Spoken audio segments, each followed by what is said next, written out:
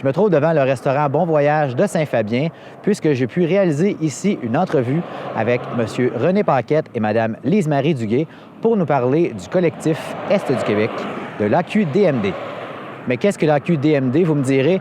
Eh bien, M. Paquette, qui est porte-parole pour le collectif Est du Québec de Sainte-Anne-de-la-Pocatière aux Îles-de-la-Madeleine, nous répond à ce sujet. Alors, c'est l'Association québécoise pour le droit de mourir dans la dignité. C'est un organisme qui a maintenant 15 ans d'existence et qui a pour principale mission de faire connaître que l'aide médicale à mourir, c'est un droit. Alors, depuis 2015 au Québec, c'est un droit. Et c'est peu connu de la population, c'est peu connu même des gens dans le réseau de la santé. L'association voulant pouvoir rejoindre partout au Québec, le collectif Est du Québec, on est le deuxième au Québec, il y en a un dans la ville de Québec. Alors, nous, on relève le défi là, de pouvoir informer puis éduquer les gens sur l'aide médicale à mourir sur ce grand territoire-là. J'ai demandé à M. Paquette pourquoi est-ce qu'une telle démarche était rendue nécessaire. L'espérance de vie augmente. Alors, au Québec, on a beaucoup de personnes âgées. Depuis 2015, la moyenne d'âge des gens qui ont bénéficié ou qui ont eu accès à l'aide médicale à mourir, la moyenne d'âge, c'est 75 ans. Alors, de plus en plus, les gens vivent plus âgés et souvent vont avoir des maladies dégénératives, des maladies qui vont amener à fin de vie. Alors, des choses comme le cancer, les maladies comme neurodégénératives, Alzheimer, etc. Alors, il y a de plus en plus de chances qu'il y ait de plus en plus de monde qui soit dans des situations où, à un moment donné, bien, la qualité de vie n'étant plus ce qu'elle était, puis que les gens étant dans leur déclin, bien, peuvent maintenant avoir accès à l'aide médicale à mourir. Deuxièmement, actuellement, il y a une loi qui doit être modifiée au gouvernement du Canada, le Code criminel, pour élargir l'éligibilité de l'aide médicale à mourir. Et au Québec, au moment où on se parle, il vient de se déposer un projet de loi qui a pour fonction aussi d'élargir l'accès de l'aide médicale à mourir. Alors, donc, ça va être dans l'actualité, surtout quand on parle d'Alzheimer, on travaille très fort actuellement pour qu'on puisse faire des demandes anticipées. Alors, qu'est-ce que ça veut dire, une demande anticipée? C'est si demain matin, je suis déclaré par le réseau de la santé que j'ai la maladie d'Alzheimer, j'ai encore toute ma conscience, mais je sais qu'à un moment donné, je vais la perdre, puis que je ne reconnaîtrai plus mes proches, que je pourrai peut-être plus faire mes soins personnels tout seul, alors ça va se dégrader. Alors, ça serait l'opportunité, pendant que je suis encore conscient, de dire, bien moi, quand je vais être rendu à tel stage de la maladie, je veux confier à ma fille, de dire bien, que j'ai demandé l'aide médicale à mourir, puis quand je ne la reconnaîtrai plus, bien, de demander là, que je puisse l'obtenir. Alors, c'est la principale raison. Par la suite, je me suis intéressé un peu plus à Mme Duguay. Je lui ai demandé quel était son rôle au sein du collectif Est du Québec. Bien, c'est tout nouveau. J'ai embarqué dans le collectif le mois dernier. Donc, je suis à mes débuts, là. Puis ça, juste depuis le mois de novembre aussi que le collectif a été mis en branle. Donc, ça a tombé que nos chemins se sont croisés. Donc, puis moi, je vais représenter plus là, les Basques. Également, j'ai demandé à Mme Duguay ce qui l'avait amenée à s'impliquer au sein du collectif. Bien, moi, j'ai une formation pour faire de l'accompagnement aux mourants. Je suis psychologue à la retraite, donc j'ai du temps. Puis, okay. Oui. Puis, c'est ça, c'est quelque chose qui m'intéresse. Puis, de moi-même, bien, je veux faire ça anticiper, au cas où que... Okay. Parce que j'ai pas de descendants, donc je veux régler ça, une motivation personnelle. Plusieurs d'entre vous le savent sans doute, la MRC Les Basques, qui est une des MRC que la TCBH couvre, est une des MRC les plus vieillissantes au Québec. Eh bien, une telle démarche est quand même assez importante dans cette MRC. Alors, j'ai demandé à Mme Duguay si des appuis étaient recherchés au sein des élus. C'est ça qui est notre travail. Là. Okay. Donc, puis cette rencontre-là aujourd'hui, c'est une des premières étapes. Une des premières étapes? Oui, pour se faire connaître, puis mettre ça en branle, informer les gens, puis offrir cette option-là au monde. Je me suis également intéressé aux motivations de M. Paquette à faire partie de l'Association québécoise de l'aide médicale à mourir. Bien, moi, il y a 2 ans, la sœur de ma compagne a demandé de l'aide médicale à mourir.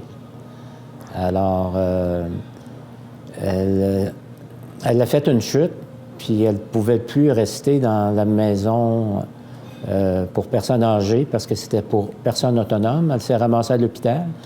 Puis là, ils lui ont dit, bien, vous ne marcherez plus. Alors donc, éventuellement, elle était pour être sur la liste d'attente d'aller dans un CHSLD. Et elle était atteinte de la maladie de Parkinson. Donc, elle a commencé à avoir de la difficulté à se nourrir elle-même. La maladie progressait. Alors, elle a dit, bien, plutôt que de ne pas avoir de qualité de vie, je préfère demander l'aide médicale à mourir. J'y ai le droit parce que j'ai une maladie dégénérative.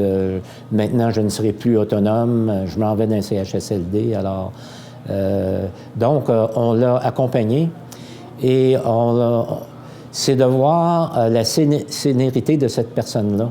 Alors, j'alternais avec ma compagne les 2 dernières semaines. Alors, un après-midi, c'est moi qui allais à l'hôpital, passer l'après-midi avec elle. Puis, ensuite, c'était ma compagne. Et à un moment donné, bien, j'ai eu le plaisir de chanter une chanson. Et elle a aimé ça. Alors, quand elle a vu qu'elle aimait ça, j'ai dit, écoute, dans 2 jours, quand je vais revenir, je vais t'en chanter une autre. Alors, le lendemain, sa sœur y va. Puis la première chose qu'elle a demandé, quelle chanson que René est en train de préparer pour demain.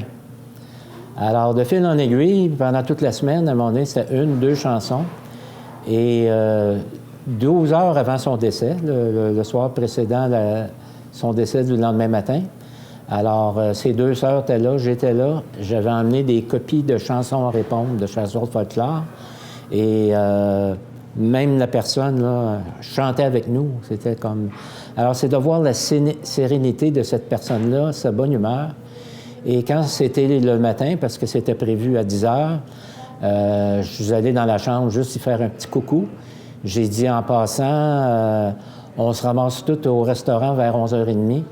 Alors, elle, qui est très croyante, elle dit, bien, dis-moi le nom du restaurant parce que quand je vais être en haut, je vais être avec vous autres. Elle voulait absolument savoir. Elle avait encore la curiosité, 1 demi-heure avant son décès, de savoir à quel restaurant qu'on allait. Alors, elle a vécu heureuse et bien dans sa peau jusqu'à la dernière minute. C'est beau de vous entendre. Je leur ai demandé par la suite quelles actions ont été prises pour informer la population. Bien, dans un premier temps, on a fait un partenariat privilégié avec le Carrefour 50+ du Québec. Alors, ça regroupe 140 clubs de 50 ans et plus, Bas-Saint-Laurent, Gaspésie, de la Madeleine. Alors, les portes sont ouvertes. Alors, c'est sûr que, étant donné que la moyenne d'âge des gens qui ont accès à l'aide médicale à mourir, c'est 75 ans, on veut d'abord rejoindre cette clientèle-là. On veut également rejoindre toutes les associations de retraités, professionnels. Alors, c'est important aussi. Et également les résidences privées pour personnes autonomes, personnes âgées autonomes. Alors, disons, essentiellement, c'est ces gens-là. Et par le biais de ces gens-là, on va toucher aux familles. Parce que quand on arrive à l'idée de la mort, bien souvent, toute la famille est touchée, les proches, et la famille a à participer là-dedans. Alors donc, s'il y a également des organismes au niveau communautaire qui s'occupent des familles, bien, on est intéressé aussi à les rejoindre. Okay. Et évidemment, la première chose que ma collègue Lise-Marie est en train de faire, elle communique avec le réseau de santé ici dans les Basques, parce que les gens qui ont le plus de vécu avec ce fin de soins de vie-là, qui est l'aide médicale à mourir, bien, ce sont les gens qui travaillent dans le réseau de la santé. Alors, si on peut, à l'occasion, avoir une conférence ou un atelier d'un médecin ici, si on peut dénicher des infirmières à la retraite qui ont sans doute accompagné beaucoup de gens dans des soins palliatifs, ou encore des gens de la famille qui ont justement eu des proches, qui ont eu accès à l'aide médicale à mourir et qui voudraient témoigner de ce qui leur est arrivé, comme je viens de le faire, moi, avec un proche. Alors, c'est ces gens-là qu'on essaie de rejoindre. Peut-être que certains d'entre vous se diront, l'aide médicale à mourir, c'est pas une option. Il faut laisser aller la vie. Eh bien, j'ai posé la question directement à nos invités pour savoir qu'est-ce qu'ils en pensaient, eux. Bien, on n'a pas à convaincre personne. C'est une option. C'est simplement que la société se donne une autre option de fin de vie, là. Il n'y a pas personne qui est obligé de demander l'aide médicale à mourir. OK. C'est un choix personnel. OK.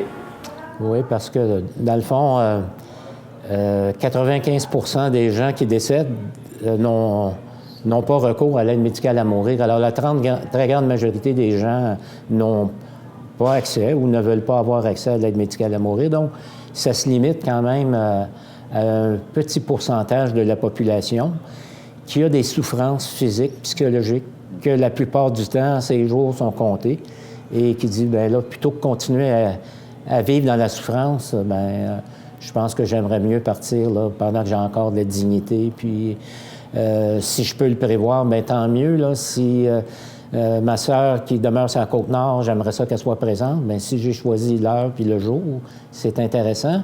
Et également, c'est qu'on peut recevoir ce soin de fin de vie-là à l'hôpital.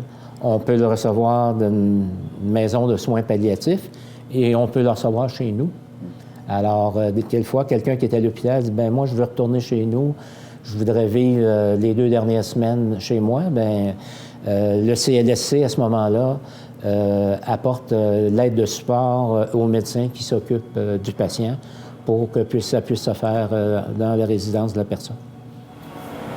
Bien, actuellement, il existe aussi, c'est les sédations palliatives continues. Donc, c'est un peu un aide à mourir aussi, sauf que c'est ça. On étire moins l'élastique. OK. Si le sujet de l'aide médicale à mourir vous intéresse, si vous suivez ce dossier-là, le dossier des mineurs matures est certainement quelque chose qui vous parle. Quand on parle d'élargissement, on parlait, comme on l'a dit plus tôt, pour les personnes qui ont des problèmes comme l'Alzheimer, de pouvoir faire des demandes anticipées pendant qu'ils ont toute leur tête. Et également, bien, de considérer les mineurs qui sont matures. Alors, à partir de 14 ans jusqu'à 17 ans et 364 jours, ce qu'on nous dit, c'est que souvent, ces jeunes-là sont plus matures que beaucoup d'adultes parce que même si c'est une infime minorité, on parle d'une infime minorité de jeunes qui sont atteints de maladies, qui savent qu'ils vont décéder, sont souvent là, alités depuis des mois, des années.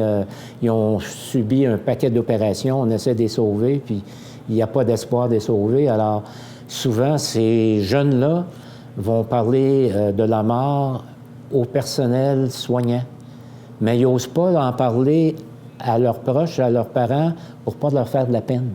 Mais tant qu'à eux, le cheminement qu'ils ont déjà fait, c'est, bien, écoute, tant qu'à continuer à vivre de même dans le lit, là, je pense que j'aimerais mieux demander l'aide médicale à mourir. Alors, avec l'élargissement de la loi, bien, ça pourrait être accessible là, pour les mineurs là, qui ont 14 à 17 ans et 364 jours. Il y a quelques semaines de ça, à la TCBH, on vous a présenté la conférence de M. Georges L'Espérance, qui est neurochirurgien, qui nous parle de l'aide médicale à mourir. Alors, j'ai demandé à nos invités qu'est-ce qu'ils pensaient de cette conférence-là. Bien, il explique, en fin du compte, tout le développement de l'aide médicale à mourir, comment ça a évolué dans le temps, qu'est-ce qu'il reste à faire aussi. Puis, il présente ça comme une option de fin de vie, là, qui s'ajoute tout. Oui, c'est très bien. Puis, c'est un document qui a été fait justement par la télévision communautaire chez vous. Et c'est un document qui va pouvoir nous servir quand on va faire des ateliers conférences sur l'ensemble du territoire des Basques et des Hauts-Pays. On va pouvoir présenter cette conférence-là, qui est environ 35 minutes, je crois, 35 minutes. Et après ça, bien, on va ajouter de l'information supplémentaire, puis on va répondre aux questions. Mais il y a des questions médicales. Alors, Lise-Marie et moi, on n'est pas médecins. Cependant, on s'engage, quand on fait des animations comme ça, que s'il y a une question à laquelle on ne peut répondre, qui est très personnelle ou médicale, qui dépasse nos compétences, On va mettre cette personne-là en communication avec le docteur L'Espérance, c'est ce qui fait là, 7 jours par semaine. Il répond au téléphone à énormément de gens qui ont des questions, des préoccupations sur l'aspect médico-légal que nous, on ne peut pas répondre. Donc, même si on n'est pas médecin, je pense que avec une telle conférence puis nos animations, les gens vont pouvoir vraiment se faire une tête dans le fond, c'est tout simplement l'aide médicale à mourir, ça fait partie des soins de fin de vie, puis c'est une option qu'on peut prendre si on est éligible puis qu'on décide de le prendre. Bien entendu, nos invités avaient un appel à tous à vous faire. La première chose, c'est qu'on essaie de recruter des gens pour former une équipe locale. On ne veut pas que Lise Marie soit tout seul. On aimerait que dans l'équipe locale, il y ait au moins environ 3 personnes pour couvrir le territoire de la télévision communautaire. En général, les gens qui vont s'impliquer, c'est des gens qui, justement, ont vécu ça dans leur famille ou avec des proches et qui les a motivés. C'est ce qui m'a motivé, moi, là, de m'impliquer. Alors, s'il y a des gens qui ont envie de venir nous aider, s'il y a d'autres gens qui, tout simplement, veulent nous aider dans nos actions, nos objectifs, alors c'est sûr que si on organise une conférence dans un village, bien, ça nous prend une salle, ça prend un appel à tous de faire un petit peu de publicité, de rejoindre les organismes communautaires du milieu, pour que quand on va y aller, bien, qu'on puisse rejoindre le plus de monde possible. Donc, s'il y a des gens qui veulent nous aider localement dans leur communauté, c'est excellent. S'il y a des gens qui veulent faire des dons, alors c'est sûr que nous, le collectif, c'est de la Pocatière aux Îles-de-la-Madeleine. Alors, on a des voyagements, des repas, de l'hébergement à l'occasion, là. Alors, pour nous aider à notre financement. Alors, s'il y a des gens qui veulent nous faire des dons, c'est bienvenu. S'il y a des gens aussi qui veulent être membres, alors ça coûte 20 $ par année pour être membre. Et en même temps, les gens vont être au courant de tout ce qui se passe concernant l'aide médicale à mourir, autant à Ottawa qu'à Québec dans la prochaine année. Et en même temps, bien, en étant membre, automatiquement, les activités que notre collectif va faire dans la région, bien, on va savoir, il y a une conférence tel jour, il y a un atelier à tel endroit, bien, je vais emmener ma voisine, je vais y aller. Alors, c'est un peu l'aide qu'on demande. Puis, s'il y a des infirmières qui nous écoutent à la retraite, puis qui ont beaucoup travaillé dans les soins palliatifs, les soins de fin de vie, puis que ça leur dit de nous donner un coup de main, ça serait très apprécié parce qu'elles peuvent bien répondre à beaucoup de questions d'ordre médical que nous, on ne peut pas répondre. Vous êtes intéressé à vous impliquer, vous aimeriez faire un don à l'Association québécoise de l'aide médicale à mourir. Comment est-ce qu'on procède? Eh bien, j'ai posé la question à M. Paquette. Il y a un site Internet, alors l'AQDMD. Si vous allez sur ce site-là, il y a un espace qui dit que voulez-vous faire un don, voulez-vous devenir membre. Si vous voulez en savoir plus sur notre collectif à nous, il y a un onglet qui marque collectif. Alors, vous allez sur collectif F du Québec et vous avez notre plan d'action puis nos objectifs. Alors, il est possible de nous rejoindre. Et si des gens veulent rejoindre directement Lise Marie, bien, peut-être que Lise Marie pourrait donner ses coordonnées. Pour terminer l'entrevue, j'ai demandé à nos invités quels étaient leurs souhaits pour les semaines, pour les mois à venir pour le collectif Est du Québec. Que ça continue comme ça, je pense. On est bien parti, puis on est dedans, là. Puis on répond à un besoin. Ça, c'est donc, c'est ça, oui. Parce que juste hier, il y a une personne qui demeure dans une résidence pour personnes autonomes. Puis déjà, eux autres, ils s'en parlaient entre eux de l'aide médicale à mourir. Puis là, j'ai dit, bien, si vous voulez avoir de l'information, bien, juste à m'appeler, puis je vais aller vous en donner. Donc, je pense qu'on va répondre à un besoin d'informer. Hein, puis c'est un sujet qui est tellement personnel et sensible et qui est peu connu. Qu'on a un objectif global d'ici la fin du mois de juin 2024 sur notre immense territoire, d'avoir eu des conférences, des ateliers en personne, là, pas par Zoom, rien de ça, en personne, au moins 3000 aînés. Alors, si on peut avoir réussi ça sur une période de 15 à 16 mois, on serait très, très, très heureux. En terminant, je tiens à vous remercier, M. Paquette, Mme Duguay, de m'avoir accordé cette entrevue-ci. Également, je tiens à remercier le restaurant Bon Voyage et ses propriétaires de nous avoir accordé un espace pour réaliser cette entrevue-là dans un cadre un peu plus convivial, un peu plus chaleureux. C'est quand même un dossier qui est assez lourd, un sujet qui est assez lourd. Donc, je me suis dit que de faire ça dans un cadre quand même assez chaleureux, ça allait alléger un peu la chose. Donc, encore une fois, si vous voulez d'informations, si vous voulez vous impliquer, si vous voulez faire un don, je vous invite à contacter nos invités au site qui apparaît au bas de l'écran.